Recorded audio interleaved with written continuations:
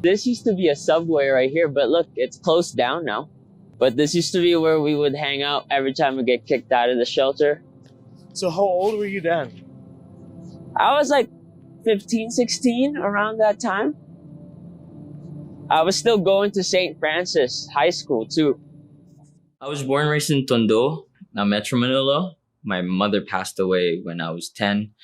Eventually, my dad was able to petition me to Canada, but having that like no relationship prior to that, it just clashed. And being at that age, that you're like a teenager, that's like when all the hormones are just coming in, and suddenly you're in a different country, different culture, literally like a shock. But then I felt like they never saw it in my perspective.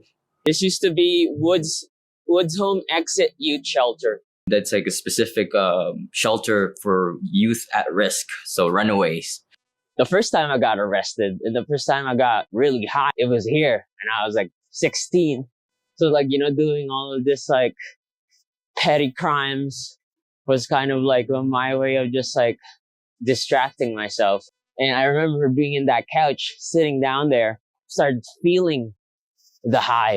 Suddenly I had to focus on what was my life situation, and it was looking bleak, man. And so, after that night, they called the EMS on me, and then they brought me to the hospital. Then the next day I went back here.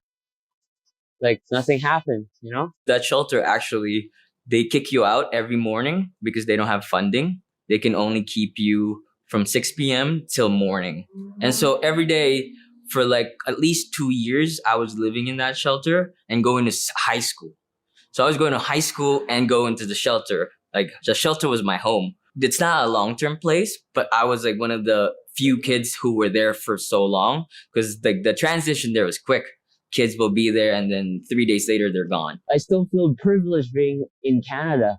You know what I mean? Like I could be homeless back in the Philippines and it would be 10 times much more harder, At least here there are services like here, even if they kick us out in the morning, they still have us during the evening, right? Which is like very rare for a lot of places.